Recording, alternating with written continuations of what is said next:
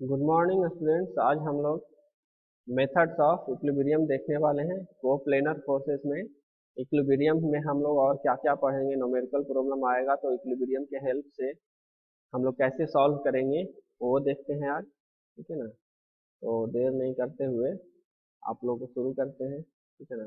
तो coplanar forces के लिए दो मेथड है इक्विलिब्रियम को पढ़ने का और अच्छी तरीके से समझने का इसको, और न्यूमेरिकल प्रॉब्लम सॉल्व करने का। पहला मेथड है एनालिटिकल मेथड, और पहला मेथड है एनालिटिकल मेथड और दूसरा है ग्राफिकल मेथड। तो हम लोग जनरली एनालिटिकल मेथड ही यूज करते हैं आपके सिलेबस में। ग्राफिकल मेथड आपके सिलेबस में कम है, केवल इंट्रोडक्शन दिया है, इस पर आधारित कोई क्वेश्चन पूछता होता नहीं है एग्जाम में।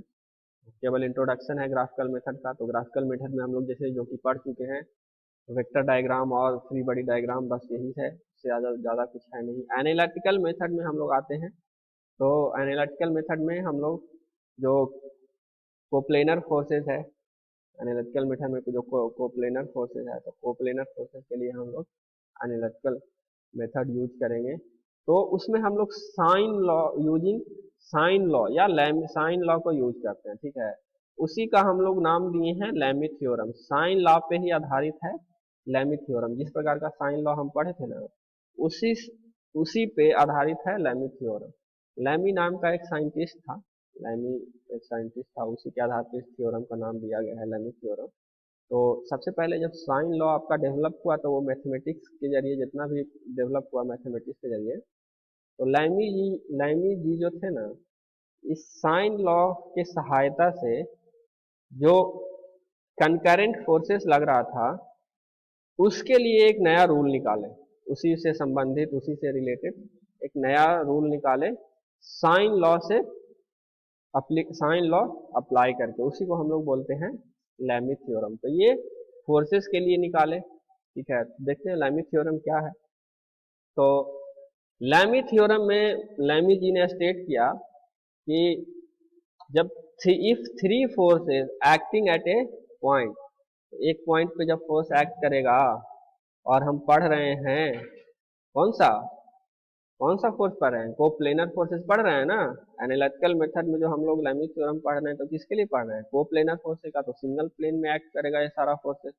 तो लैमी जी बताया कि जब कोप्लेनर फोर्सेस सिंगल पॉइंट से एक्ट करेगा और वो इक्विलिब्रियम में होगा, पहले ही बोल दिए ये इक्विलिब्रियम में होगा, ठीक है ना। जब फोर्सेस सिंगल पॉइंट पे एक्ट कर रहा है, कितना फोर्सेस, थ्री फोर्सेस, तो आप लोग हमेशा याद रखेंगे लैमी थ्योरम तभी अप्लाई होगा जबकि तीन फोर्सेस लगेगा। तो तीन से ज्यादा फोर्सेस रहेगा तो लैमी थ्योरम उसके लिए अप्लाई नहीं करेंगे, ठीक है ना। तो लैमी जी बताए, पहले चलो पूरा स्टेटमेंट देख लेते हैं। आप लोग स्टेटमेंट आप लोग पहले याद कर लो इसका, कि if three coplanar forces acting at a point to be in equilibrium, then each force is proportional to the sine of the angle between other two forces।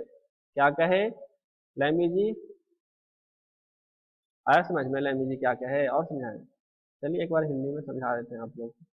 If Lammy जी बताए कि जब तीन कोप्लेनर फोर्सेस एक single point पे act करता है और वो तीन फोर्सेस इक्विलिब्रियम में होता है, तब हमारा जो फोर्सेज रहता है, तीनों फोर्सेज जो एक्ट कर रहा है, वो प्रोपोर्शनल होता है किसका, sign angle of other two forces. दोनों जो अलग फोर्सेस है, सपोज दैट ये आर फोर्सेस है, तो ये प्रोपोर्शनल होगा किसका, ये फोर्स आर, ये फोर्स दिख रहा है आपको आर, ये जो आर फोर्स लग रहा है, तीन को एग्जाम्पल के माध्यम से इसमें समझाया हुआ है कि अगर आर तीन फोर्सेस क्या है, पी क्यू आर, तीन फोर्सेस लग रहा है एक सिंगल पॉइंट पे और एक ही प्लेन में है, ठीक है। तो लैमी जी के अनुसार इसका जो क्या है, तीन फोर्सेस जब सिंगल पॉइंट पे एक्ट करेगा और इक्विलिब्रियम में होगा, तब ईच फोर्सेस, तो आर वन फोर्सेस एक सिंगल सिंगल करके लेते हैं, R one R forces proportional होगा बाकी बचा हुआ दो फोर्सेस के बीच का जो एंगल होगा उसके साइन का। और ये बताए क्या, ये पी क्यू आर तीनों फोर्सेस के लिए होता है। तो जब हम इस ये लैमी का थ्योरम को मैथमेटिकली जब रिप्रेजेंट करेंगे तो देखिए इस तरह से आएगा। अगर हम पहला फोर्स P लेते हैं तो P होगा प्रोपोर्शनल किसके, Q और R के बीच के एंगल का। P फोर्सेस ये लग रहा है तो बाकी बचा हुआ दो फोर्स कौन है, Q और R। तो Q और R के बीच का एंगल कौन सा है, अल्फा। तो इसके साइन के प्रोपोर्शनल होता है, तो इसके साइन के प्रोपोर्शनल हो गया। उसी तरह क्यू फोर्स है तो क्यू फोर्स प्रोपोर्शनल होगा पी और आर के बीच के एंगल का। तो पी और आर का बीच का एंगल कितना है, बीटा। तो Q by sine beta. R forces आता, आर फोर्स है तो आर वाला फोर्स ये नीचे है, बाकी बचा हुआ फोर्स पी और क्यू है तो उसके एंगल क्या है, इसके बीच का एंगल गामा है, तो साइन गामा। ये बताया आपको लैमी जी, और यही है लैमी थ्योरम। आसान है, याद रह जाना चाहिए आप लोग को। लैमी थ्योरम आप लोग इसको याद कर लीजिए स्टेटमेंट के साथ और मैथमेटिकल रिप्रेजेंटेशन के साथ। एग्जाम्पल भी पूछता है तो आप इसको अच्छे से समझ लीजिए और याद कर लीजिए। बहुत आसान है, कोई टफ तो है नहीं। साइन रूल जैसा नहीं आपको लग रहा है, साइन रूल में भी इसी तरह का था ना। किसी ट्राइंगल में, ट्राइंगल का जो साइड रहता था, जो साइड अगर पी क्यू आर साइड है तो उसका अपोजिट एंगल का जो साइन है वो का उसका उसका रेशियो इक्वल होता था। इसमें क्या था, रेशियो इक्वल नहीं होकर के इसका प्रोपोर्शन इक्वल है, ठीक है ना। रेशियो इक्वल होकर के नहीं क्या कर रहा है, इसका साइन एंगल का प्रोपोर्शनल है। अब ये साइन एंगल का जब प्रोपोर्शनल है तो तीनों एंगल को जब कंसीडर करेंगे ना, तीनों पॉइंट को, और उस तीनों पॉइंट को जब मल्टीप्लाई करेंगे तब ये फार्मूला हम लोग को मिल जाएगा, ठीक है ना। तो ये लैमी थ्योरम आप लोग याद रखिएगा। नेक्स्ट प्रूफ भी है उसका दिया है, प्रूफ भी। तो प्रूफ तो आसान है इसका, सिंपल। ये जितना भी ये राइटिंग लैंग्वेज में लिखा हुआ है, लग रहा होगा कि ढेर सारा लिखा हुआ है, क्या क्या चीज लिखा हुआ है, कुछ नहीं लिखा हुआ है। सिंपल चीज केवल ये जो डायग्राम आपका, ये जो डायग्राम है ना, इसी को एक्सप्लेन कर दिया है कि late three forces P Q R acting on a single point and angle between PQ is gamma, angle between QR is alpha, angle between P and R is beta, ठीक है। These forces acting on a single plane, since these forces in equilibrium, in equilibrium, so according to Lamy theorem, according to Lamy theorem, बस यही लिख देना, ठीक है ना। अब देखो alpha angle between Q R सब सेम चीज तो है, कुछ लिखा है इसमें, ठीक है। बस क्या किया है, तीन जो फोर्सेस हमको लग रहा था, तो जैसे पैरेललोग्राम में हम लोग पैरेललोग्राम बनाते थे तो कोई दो फोर्सेस लेंगे, कोई भी दो फोर्सेस लेंगे। जैसे इसमें क्यू और पी लिया है, ये फोर्सेस क्यू और पी आपको डायग्राम में दिख रहा होगा ऊपर में, ठीक है ना। ये फोर्सेस क्यू एंड पी लिया है, तो क्या किया है, क्यों क्या किया है, नहीं समझ में आ रहा है आप लोगों को। तीन फोर्सेस सिंगल पॉइंट पे एक्ट कर रहा है, आपको डायग्राम में दिख रहा है, सिंगल पॉइंट पे तीन फोर्स एक्ट कर रहा है, ठीक है। मान लिया है कि ये single plane X Y plane में है तो कोप्लेनर फोर्सेस हो गया। अब क्या किया है कि क्यू फोर्स के पैरेलल एक लाइन खींचा है और पी फोर्स के पैरेलल एक लाइन खींचा है और इसके डायगोनल को आपको मिला दिया। तो ये एक पैरेललोग्राम आपको दिख रहा है, ये पैरेलल है इसके, ये पैरेलल है इसके, तो पैरेललोग्राम दिख रहा है। तो पैरेललोग्राम जब दिख रहा है तो ये भी कुछ एंगल होगा, ये भी कुछ एंगल होगा, ठीक है। अब अब ये भी कुछ एंगल होगा, तो ये एंगल कितना हो जाएगा, बस वही निकाल लिया है। कितना निकाला है, पाई माइनस बीटा एंगल निकाला है, पाई माइनस बीटा एंगल निकाला है ये वाला। ये एंगल आपका पाई माइनस बीटा हो जाएगा। उसी तरह से ये एंगल आपका पाई माइनस अल्फा हो जाएगा, तो ये अपोजिट एंगल आपका क्या हो जाएगा, ये भी पाई माइनस अल्फा हो जाएगा। अब तीनों एंगल आपको पता लग गया, जब तीनों एंगल पता लग गया तो इसमें ट्राइंगल साइन लॉ लगा दिए, साइन लॉ लगा करके यहाँ पे ये अप्लाइंग ओ ए सी में आपको साइन रूल लगा दिया है, साइन रूल लगा करके आपका सिंपली निकाल दिया। ओ ए का वैल्यू मालूम है, ए सी का वैल्यू मालूम है और ओ सी का वैल्यू मालूम है। अब साइन पाई माइनस अल्फा क्या होता है, sine alpha, sine pi minus beta क्या होता है, साइन बीटा। उसी तरह से साइन पाई माइनस गामा क्या हो जाएगा, साइन गामा। बस अब इसी को डायरेक्टली ये यहाँ पे लिख दीजिए, यही तो है प्रूफ, ठीक है ना।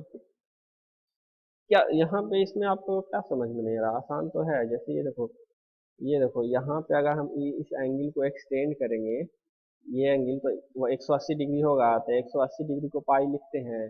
ठीक है, 180 डिग्री को पाई लिखते हैं। अब देखो, जैसे अगर नहीं समझ में आपको आ रहा है तो कैसे,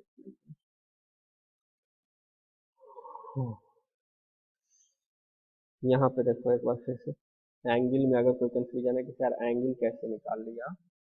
ठीक है, ये तो आपका कौन सा फोर्स था, ये आपका क्यू फोर्स था। ठीक है, और सपोज दैट यहाँ तक आपको कौन सा फोर्सेस आ गया, यहाँ तक फोर्सेस पी आ गया। ठीक है, अब इस पी के पैरेलल जब ये लाइन खींचेंगे, ठीक है, और क्यू के पैरेलल ये लाइन खींच दिया। ठीक है, ठीक है, तो ये एंगल कितना हो जाएगा, इस एंगल के बराबर हो जाएगा। ये एंगल आपका कितना, ये एंगल आपका कितना था, गामा था, गामा था, तो ये एंगल आपका क्या हो जाएगा, पाई माइनस गामा हो जाएगा। एक एंगल निकल गया, एक एंगल निकल गया ना जी। उसी तरह से ये अगर हम डायगोनल लेते हैं, ये डायगोनल लेते हैं, और बाकी बचा हुआ एंगल क्या, देखो ये एंगल, ये वाला एंगल, ये वाला एंगल आपका कितना हो गया, तो ये एंगल आपका कितना बीटा दिख रहा है, ये एंगल आपका बीटा दिख रहा है, ये एंगल बीटा दिख रहा है ना। तो देखो यहाँ पे इस लाइन को जब एक्सटेंड करेंगे और इस लाइन को एक्सटेंड करेंगे, तो ये वाला एंगल आपका कितना आ जाएगा, ये वाला एंगल आपका बीटा आ जाएगा, अपोजिट एंगल से बीटा आएगा ये वाला एंगल। अब ये वाला एंगल बीटा आ जाएगा, तो ये एंगल कितना आ जाएगा, पाई माइनस बीटा आ जाएगा। नम एज पे देखो ये वाला एंगल, ये वाला एंगल यहाँ पे छोटा सा दिख रहा होगा आपको डायग्राम में, ये वाला एंगल पाई माइनस बीटा हो जाएगा। जैसे ये वाला गामा था तो पाई माइनस गामा आया था, तो ये वाला लाइन, ये लाइन को कंसीडर करो, ये 180 डिग्री का लाइन, एक किसी भी हॉरिजॉन्टल लाइन पे 180 डिग्री का लाइन बनता है, 180 डिग्री का एंगल बनता है। उसमें से अगर ये वाला बीटा है तो बाकी बचा हुआ कितना आ जाएगा, पाई माइनस बीटा आएगा। तो ये पाई माइनस बीटा, तो ये भी पाई माइनस बीटा हो जाएगा, ये भी पाई माइनस बीटा हो जाएगा। सिमिलरली ये भी उसका आपका पाई माइनस बीटा हो जाएगा। सॉरी, अगर ये एंगल इतना है, ये वाला एंगल इतना है, तो ये पाई माइनस बीटा हो जाएगा और ये पाई माइनस अल्फा हो जाएगा। ठीक है ना, ये पाई माइनस अल्फा हो जाएगा। इसी तरह से तीनों एंगल आपका निकल जाएगा और साइन रूल आप अप्लाई कर देंगे। ठीक है, तो बस इतना ही तो प्रूफ है। 4 नंबर का क्वेश्चन आपका कंप्लीट। नेक्स्ट हम लोग देखते हैं लैमिस थ्योरम का लिमिटेशन क्या है। लैमिस थ्योरम का क्या लिमिटेशन है, कहाँ कहाँ पे लैमिस थ्योरम अप्लाई करते हैं और कहाँ कहाँ पे नहीं कर सकते हैं। लैमिस थ्योरम का लिमिटेशन, लिमिटेशन का मतलब क्या, क्षमता, वहां पे जाके रुक जाएगा, उसके ज्यादा हम लोग अप्लाई नहीं कर सकते हैं। तो लिमिटेशन में देखते हैं, Lami's theorem is applicable only if body is in equilibrium. Statement में ही लैमिस थ्योरम का लिखा हुआ है, स्टेटमेंट में ही क्या लिखा हुआ है, लैमी जी बताया कि जब बॉडी इक्विलिब्रियम में होगा तभी हम कह सकते हैं कि जो फोर्स होगा उसके बाकी बचा हुआ दोनों फोर्सेस के साइन एंगल का प्रोपोर्शनल होगा। तो पहला लिमिटेशन तो यहीं पे हो गया कि बॉडी को क्या रहना चाहिए, हमेशा इक्विलिब्रियम में रहना चाहिए, तभी लैमिस थ्योरम अप्लाई कर सकते हैं। दूसरा लिमिटेशन क्या है, दूसरा लिमिटेशन क्या है कि एक नॉन कंकरेंट फोर्स पे, नॉन कंकरेंट फोर्स जब रहेगा तो अप्लाई नहीं कर सकते हैं लैमिस थ्योरम। जब फोर्सेस हमारा नॉन कंकरेंट रहेगा तो अप्लाई नहीं कर सकते हैं, फोर्सेस जब हमारा पैरेलल रहेगा तो अप्लाई नहीं कर सकते हैं। कब अप्लाई कर सकते हैं, जब केवल और केवल कंकरेंट फोर्सेस रहेगा तभी अप्लाई कर सकते हैं, केवल और केवल कंकरेंट फोर्सेस रहेगा और कोप्लेनर फोर्सेस रहेगा तभी अप्लाई कर सकते हैं। और तीसरा एप्लीकेशन क्या होगा, ये केवल और केवल 3 फोर्सेस जब भी लगेगा तभी अप्लाई होगा, 3 फोर्सेस से कम रहेगा, 2 फोर्सेस रहेगा तो भी लैमिस थ्योरम अप्लाई नहीं कर सकते हैं, और 3 फोर्सेस से ज्यादा रहेगा तो भी लैमिस थ्योरम अप्लाई नहीं कर सकते हैं, केवल और केवल 3 फोर्सेस के लिए ही ये अप्लाई कर सकते हैं। चौथा क्या होगा, लैम, यहाँ पे देखो एच छूट गया है, थ्योरम है, थ्योरम नहीं होता, थ्योरम।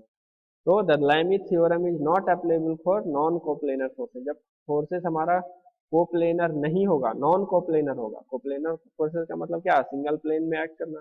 सपोज दैट कोई एक्स वाई प्लेन है, एक्स वाई प्लेन है, तो केवल और केवल एक सिंगल प्लेन में एक्ट करेगा तभी होगा, चाहे वो एक्स वाई प्लेन हो या वाई जेड प्लेन हो, चाहे वो जेड एक्स प्लेन हो, कोई एक प्लेन में एक्ट करेगा तभी हम लैमिस थ्योरम अप्लाई कर सकते हैं। अदरवाइज लैमिस थ्योरम अगर अप्लाई करेंगे तो रिजल्ट हमारा सही नहीं आएगा, ठीक है ना, क्योंकि उस कंडीशन के लिए लैमिस थ्योरम अप्लाई ही नहीं है, तो अप्लाई करेंगे तो हमारा रिजल्ट कैसे सही आएगा। तो ये 4 गो लिमिटेशन है लैमिस थ्योरम का, ठीक है। जब लॉन्ग में पूछा जाएगा लैमिस थ्योरम को एक्सप्लेन करने के लिए 6 नंबर के लिए, कभी ये 6 नंबर के लिए अगर पूछेगा कि explain and proof the Lami's theorem, तो लैमिस थ्योरम का स्टेटमेंट भी लिखना होगा, प्रूफ भी लिखना होगा, लिमिटेशन और एप्लीकेशन भी लिखना होगा, तभी आपको 6 का 6 नंबर देगा, अदरवाइज नंबर काट लेगा, 2 नंबर या 4 नंबर मैक्सिमम देगा। कि अगर प्रूफ भी केवल लिख के छोड़ कर दीजिएगा तो 4 नंबर ही मिलेगा। लैमिस थ्योरम का अगर प्रूफ पूछा है और वो अगर क्वेश्चन 6 मार्क्स का है तो केवल और केवल प्रूफ लिख के छोड़ दीजिएगा तो वो 4 ही नंबर देगा आपको। तो जहाँ क्वेश्चन अगर 6 नंबर के लिए आया तो तीनों चीज़ें स्टेटमेंट, प्रूफ और लिमिटेशन एंड एप्लीकेशन सब आपको लिखना ही है, ठीक है, तभी 6 का 6 नंबर देगा एग्जाम में, है। तो ये ध्यान रखिएगा। तो लिमिटेशन हम लोग देख लिए लैमिस थ्योरम का। इसके बाद हम लोग एप्लीकेशन देखेंगे कहाँ कहाँ पे अप्लाई कर सकते हैं। लिमिटेशन में क्या दिया, कहाँ पे अप्लाई कर सकते हैं, कहाँ पे अप्लाई नहीं कर सकते हैं। एप्लीकेशन में हम लोग ये देखेंगे कहाँ कहाँ पे लैमिस थ्योरम अप्लाई होता है और कहाँ पे इसको यूज कर सकते हैं, ठीक है ना, कहाँ पे यूज कर सकते हैं, ये हम लोग देखेंगे एप्लीकेशन और यूज में लैमिस थ्योरम में। तो क्या है, it is use to solve problem on equilibrium. जब थ्री फोर्सेस, जब 3 फोर्सेस लगेगा और कोप्लेनर फोर्सेस रहेगा तो उस कंडीशन में न्यूमेरिकल प्रॉब्लम सॉल्व करने के लिए हम इसको यूज करते हैं, ठीक है। और किस चीज के लिए कैलकुलेट करते हैं, अननोन कॉन्टैक्ट फोर्स या रिएक्शन फोर्स को ज्ञात करने के लिए इसको यूज करते हैं। टेंशन इन द स्ट्रिंग, अगर स्ट्रिंग में टेंशन है, रोप केबल वगैरह वायर वगैरह का, तो उसको हम लोग पता लगाने के लिए भी, उसका एग्जैक्ट वैल्यू ज्ञात करने के लिए भी हम लोग लैमिस थ्योरम का उपयोग करते हैं। इसके अलावा inclination of a string, inclination of the string with vertical और हॉरिजॉन्टल सरफेस। जब कोई स्ट्रिंग अटैच हो हॉरिजॉन्टल और वर्टिकल सरफेस पे और उस पर कोई वेट लग रहा हो या कोई टेंशन क्रिएट हो रहा हो उसमें, तो उसको भी टेंशन वगैरह ज्ञात करने के लिए हम लोग उसको उपयोग करते हैं। साथ साथ अगर मान लिया कोई स्ट्रिंग, जैसे कोई एक वॉल है, वॉल पे सोचो सोचो कि 2 गो स्ट्रिंग, मतलब क्या होता है, धागा या रस्सी होता है, धागा या रस्सी अटैच है, खींचा हुआ है, सपोज दैट यहाँ पे कोई पुल्ली लगा हुआ है, अटैच किया हुआ, तो ये एंगल वगैरह ज्ञात, कितना एंगल से ये खिंचा रहा है, कितना एंगल ये क्रिएट कर रहा है पुल्ली के बीच में, कितना एंगल से ये जुड़ रहा है, इसी को बोलते हैं इंक्लाइनेशन। तो ये एंगल हम लोग अल्फा, बीटा और गामा, ये एंगल ज्ञात करने के लिए भी लैमिस थ्योरम का हम लोग उपयोग करते हैं, ठीक है। दूसरा, एंगल बिटवीन टू फोर्सेस, दो फोर्सेस के बीच में जो एंगल लग रहा है, या कितना एंगल होगा दो फोर्सेस जो अप्लाई कर रहे हैं उसके बीच में, इसको भी ज्ञात करने के लिए हम लोग लैमिस थ्योरम का उपयोग करते हैं। साथ साथ अननोन फोर्सेस, जब 3 कोप्लेनर फोर्सेस लगेगा और कंकरेंट फोर्स होगा, 3 कोप्लेनर और कंकरेंट फोर्स होगा, तो उस केस में कोई एक फोर्स अगर मिसिंग है, कोई एक फोर्स का जानकारी नहीं है, 2 फोर्स मालूम है, कोई एक फोर्स नहीं मालूम है, तो उस केस में हम लोग लैमिस थ्योरम का उपयोग करते हैं फोर्स का वैल्यू निकालने के लिए। तो ये use and application of Lami's theorem हो गया। तो लैमिस थ्योरम भी बहुत इंपॉर्टेंट है, वेरी वेरी इंपॉर्टेंट है, खास करके न्यूमेरिकल के हिसाब से, ठीक है। तो इसको भी आप लोग एकदम कंठस्थ कर लेंगे, ठीक है ना। ये सब जितना भी हम लोग इंजीनियरिंग मैकेनिक्स में आप लोग पढ़ रहे हैं ना, अभी सब बेसिक है, हर जगह यूज आएगा, अभी से आप लोग को 6th सेमेस्टर तक यूज आएगा ये सब। इसीलिए ये सब छोटा छोटा चीज है, बेसिक चीज है, और बहुत ज़्यादा टफ भी नहीं है, आसान भी नहीं है, तो एकदम से इसको याद करते चलना है, बाद के लिए नहीं छोड़ना है कि अच्छा एग्जाम आएगा तो पढ़ लेंगे, तो उस समय नहीं पार लगेगा, क्योंकि ये छोटा छोटा जो चीज़ है ना मिलके ढेर सारा हो जाता है। देख रहे हैं आपको, वेरिगेंस थ्योरम आ रहा है, पैरेललोग्राम लॉ आ रहा है, फ्री बॉडी डायग्राम आ रहा है, फिर लैमिस थ्योरम आ रहा है, तो ऐसे करके बढ़ते जा रहा है ना धीरे धीरे। इसको अगर आप छोड़ दीजिएगा कि ठीक है बाद में पढ़ लेंगे, अभी तो एग्जाम का डेट भी नहीं आया है, तो उस समय आपको पार लगेगा, आप पढ़ा हुआ है ना, पार लगेगा। तो इसको एक एक करके क्लियर करते चलना है। न्यूमेरिकल वगैरह जैसे जैसे आता है बता ही रहे हैं आप लोग को, उसका प्रैक्टिस करते चलना है। देखिए लैमी थ्योरम पे भी आधारित एक प्रॉब्लम आ गया। तो लैमी थ्योरम का यूज करके हम लोग प्रॉब्लम कैसे सॉल्व करते हैं, एग्जाम्पल के माध्यम से हम लोग समझते हैं। देखिए एक स्ट्रिंग, दो स्ट्रिंग है अटैच है, उससे तीसरा स्ट्रिंग अटैच है और तीसरा स्ट्रिंग में एक वेट लगा हुआ है। क्वेश्चन है, क्वेश्चन पढ़िए पहले। ठीक है, हम समझा तो देंगे मगर अपने से जब तक आप लोग क्वेश्चन नहीं पढ़िएगा एग्जाम में कैसे समझिएगा। एग्जाम में क्वेश्चन दे देगा, आप आके बोलिएगा सर क्वेश्चन ही समझ में नहीं आया। तो जब तक क्वेश्चन आप पढ़िएगा नहीं समझ में नहीं आएगा। खाली डायग्राम देख के क्वेश्चन समझ में नहीं आएगा, ठीक है ना। क्वेश्चन को पढ़ना जरूरी है और पढ़ के समझना ये जरूरी है कि क्वेश्चन हमसे पूछ क्या रहा है, ठीक है ना। केवल डायग्राम देखने से कुछ नहीं होगा, ठीक है। तो देखो क्वेश्चन है, एग्जाम्पल प्रॉब्लम एक लिए हैं, आपका बुक से ही लिए हैं, ठीक है ना। तो एग्जाम्पल प्रॉब्लम है, देखो A weight of 240 newton is connected with two ropes as shown in the figure, find the tension in each rope। कह रहा है कि एक एक भार है कितने का, 240 न्यूटन का एक वेट है जो रोप के माध्यम से कनेक्टेड है। किस तरह से कनेक्टेड है, तो जिस तरह से डायग्राम में दिखाया गया है इस तरह से आपको रोप के माध्यम से कनेक्टेड है। ये एक रोप है, ये एक रोप है और ये एक रोप है, इस तरह से कनेक्टेड है। और इस पे एक वजन रखा गया है, वेट रखा गया है तीसरा रोप पे 240 न्यूटन का, ठीक है। अब बता रहा है कि टेंशन इसमें कितना क्रिएट होगा, बताइए तीनों का तीनों रोप में कितना, इसमें कितना टेंशन होगा, इसमें कितना टेंशन होगा, इसमें कितना टेंशन होगा, आप बताइए। क्लियर है, क्वेश्चन समझ में आया। ए वेट, देखो कहता है कि एक वेट है 240 न्यूटन का कोई वजन है जो कि एक रोप के माध्यम से कनेक्टेड है इस तरह से। ये एक वॉल है, यहाँ पे एक रोप कसा हुआ है, एक वॉल है, यहाँ पे एक रोप कसा हुआ है और एक 240 न्यूटन का वेट आपको लटकाया हुआ है। तो बताइए कि T1 कितना होगा, T1 कितना होगा और T2 कितना होगा, जबकि एंगल आपको दिया हुआ है, ये एंगल 30 डिग्री है और ये एंगल 60 डिग्री है। तो टोटल एंगल कितना होगा, ये 90 डिग्री हो जाएगा। टोटल एंगल ये 90 डिग्री हो जाएगा। तो सपोज दैट ये अल्फा मानते हैं, ठीक है, सपोज दैट ये अल्फा मानते हैं तो ये 90 डिग्री हो जाएगा। क्लियर है, तो बाकी बचा हुआ एंगल हम लोग निकाल लेंगे कितना होगा। जो ये देखो हॉरिजॉन्टल लाइन, इस वर्टिकल लाइन है, तो ये टोटल एंगल कितना होता है, पाई होता है।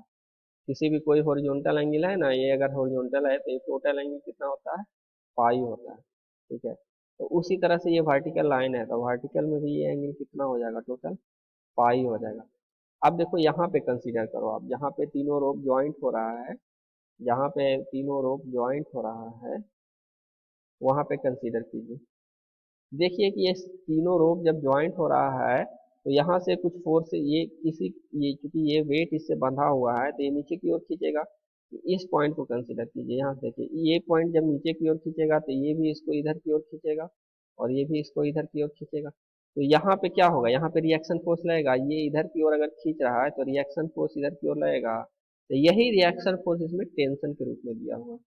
यही रिएक्शन फोर्स इसमें क्या है, टेंशन की। यहाँ पे भी सिमिलरली ये रोप क्या है, इस वजन के कारण रोप इधर की ओर खींचेगा, इस ओर खींचेगा। तो यहाँ पे टेंशन क्या है, उसके अपोजिट डायरेक्शन में लग रहा है, ठीक है ना। तो ये T2 और ये T1 लग रहा है, समझ गया। T1 T2 कैसे लग रहा है। जो यहाँ पे देखिए ये नीचे की ओर खींच रहा है तो यहाँ पे कोई रोक है, यहाँ पे किसी चीज से बंधा हुआ है, रोप नहीं ना है, यहाँ पे वॉल नहीं ना है। तो ये नीचे की ओर इसमें कितना फोर्स लग रहा है, डायरेक्ट बोलेंगे F लग रहा है, इक्वल टू 240 न्यूटन। अगर यहाँ पे भी टेंशन दर्शाएंगे तो वेट नीचे की ओर लग रहा है तो टेंशन यहाँ पे भी क्या होगा, टेंशन इसके अपोजिट डायरेक्शन में नीचे में लग रहा है तो टेंशन यहाँ ऊपर की ओर लगेगा अगर टी से दर्शाते तो, ठीक है। अगर फोर्स से दर्शा रहे हैं तो फोर्स से इस डायरेक्शन में ले रहे हैं, ठीक है। इतना तक क्लियर है, क्लियर है यहाँ तक। अब देखो एंगल निकालते हैं। एक चीज देख रहे हैं, लेमी थ्योरम यहाँ पे अप्लाई कर सकते हैं, पहले बताइए तो। क्योंकि देखो बिल्कुल अप्लाई कर सकते हैं, तीन फोर्सेस आ गया, एक टेंशन फोर्स ये, एक ये टेंशन फोर्स ये, या दूसरा वेट वाला फोर्स ये, तीन फोर्स आ गया तो तीन फोर्स है, लेमी थ्योरम हम लोग आ सकते हैं। कंकरेंट है, एक सिंगल पॉइंट से तीनों फोर्स गुजर रहा है लाइन ऑफ एक्शन, तो कंकरेंट फोर्स हो गया।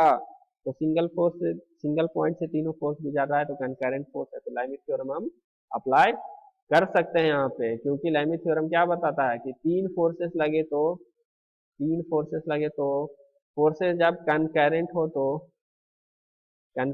तो और कोप्लेनर हो तो ये तीनों कंडीशन को सेटिस्फाइड कर रहा है कि एक कनकरेंट फोर्स भी है, तीन फोर्सेस भी है और कोप्लेनर भी है, तो लैमी थ्योरम हम इसमें अप्लाई कर सकते हैं। तो चलिए अप्लाई करते हैं लैमी थ्योरम। तो लैमी थ्योरम अप्लाई करने के लिए हमको क्या चाहिए, जो तीनों फोर्स लग रहा है तो तीनों फोर्स के बीच में एंगल कितना कितना लग रहा है वो हमको मालूम करना चाहिए, ठीक है ना। तो ये हमको देखिए, ये टोटल एंगल अगर पाई है तो ये वाला एंगल कितना हो जाएगा, ये वाला पाई -60 डिग्री हो जाएगा, एंगल हो जाएगा ना पाई -60 डिग्री। सिमिलरली ये वाला एंगल हम कितना करेंगे, ये वाला एंगल भी अगर ये एंगल टोटल पाई है तो ये एंगल कितना हो जाएगा, कितना हो जाएगा, पाई -30 डिग्री हो जाएगा। पाई का वैल्यू कितना होता है, पाई का वैल्यू होता है 180 डिग्री, ठीक है। तो ये एंगल कितना हो जाएगा, 150 डिग्री हो जाएगा और ये एंगल कितना हो जाएगा, 120 डिग्री हो जाएगा, निकल गया। और ये एंगल कितना हो जाएगा, ये टोटल एंगल 60 + 30 90 डिग्री, तीनों का एंगल, तीनों फोर्स के बीच का एंगल निकल गया। अब हम लैमी थ्योरम लगा देंगे। तो देखो W हमको मालूम है, तो W के अपोजिट वाला एंगल लैमी थ्योरम में क्या होता था, अपोजिट वाला एंगल, तो W बाई साइन गामा, तो इसको हम गामा मान लेते हैं। तो साइन गामा हमको मालूम है, साइन गामा मालूम है ना जी, साइन 90 डिग्री, तो अप्लाई कर देंगे।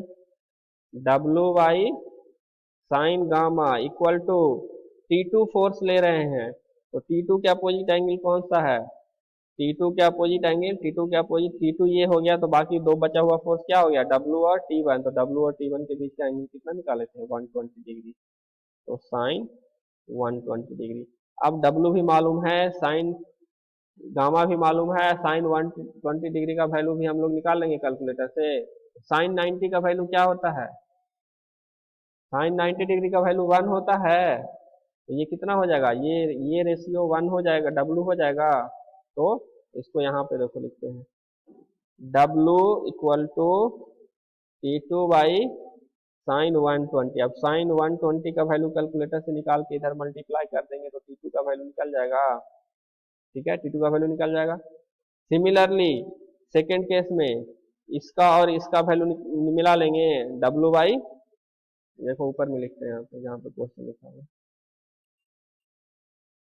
W by sine gamma equal to T1 ले रहे हैं, तो T1 के बाद बचा हुआ कौन सा फोर्स, T2 और W, तो T2 और W के बीच का एंगल क्या निकाले थे, 150 निकाले थे, तो T1 by sine 150 degree. Sign 150 का वैल्यू कैलकुलेटर से निकाल लेंगे, ये वैल्यू 1 है, W 240 है, T1 निकल जाएगा, तो T1 इक्वल टू क्या हो जाएगा, T1 equal to W 240 divided by 1, तो 1 ही हो जाएगा, इंटू साइन क्रॉस मल्टीप्लिकेशन होगा, साइन 150 डिग्री, कैलकुलेटर से कैलकुलेट करके निकाल लेंगे। तो आप लोग दोनों T1 और T2 का वैल्यू, T1 और T2 का वैल्यू निकाल के हमको सब व्हाट्सअप करेंगे, ठीक है। जो जो व्हाट्सअप नहीं करेंगे उसका एक एक नंबर इंटरनल में काट लेंगे। जो जो व्हाट्सअप नहीं करेंगे T1 और T2 का वैल्यू, बहुत आसान प्रॉब्लम है, अगर ये प्रॉब्लम भी नहीं बनेगा, आप लोगों से सब कुछ बता दिए ना आपको, तो ये वैल्यू अगर आप लोग नहीं बताइएगा तो एक नंबर आपका इंटरनल में गया, ठीक है। आप जहाँ से भी बताइए, समझ करके निकाल करके बताइए, पहले तो कोशिश करो अपने से बनाओ, इतना आसान है, सिर्फ केवल कैलकुलेट ही तो करना था आप लोग को, कैलकुलेटर का प्रयोग करो और सब जो जो है रोल नंबर लिखना है अपना, और T1 इक्वल टू कितना आया, T2 इक्वल टू कितना आया, ये यूनिट के साथ, यूनिट किस में ले रहे हैं, देखो इसमें न्यूटन में ले रहे हैं, तो न्यूटन में यूनिट के साथ सब हम लोग को रोल नंबर करके आप लोग भेजिए, जिसका जिसका रोल नंबर मेरे पास नहीं आया उसका एक एक नंबर काटेंगे इंटरनल में, ठीक है ना। क्योंकि ये इस तरह वाला प्रॉब्लम एक आएगा ही आएगा, एग्जाम में बोर्ड में भी सॉल्व करने के लिए आएगा। लैमी थ्योरम प्रूफ के अलावा एक न्यूमेरिकल प्रॉब्लम आएगा, तो वो आएगा तो ये इतना आसान वाला नहीं आएगा और टफ वाला आएगा। तो इतना आसान वाला पहले बनाना जानिएगा, तभी ना थोड़ा टफ वाला कॉम्प्लिकेटेड प्रॉब्लम बनेगा। ये तो बउआ वाला प्रॉब्लम है, 2 नंबर वाला। ठीक है, तो ये आप सब बना करके हमको व्हाट्सएप कीजिए, बार बार बोल रहे हैं, और काट ही लेंगे, जिसका जिसका रोल नंबर और आंसर नहीं आया सही ना, काट लेंगे एक नंबर।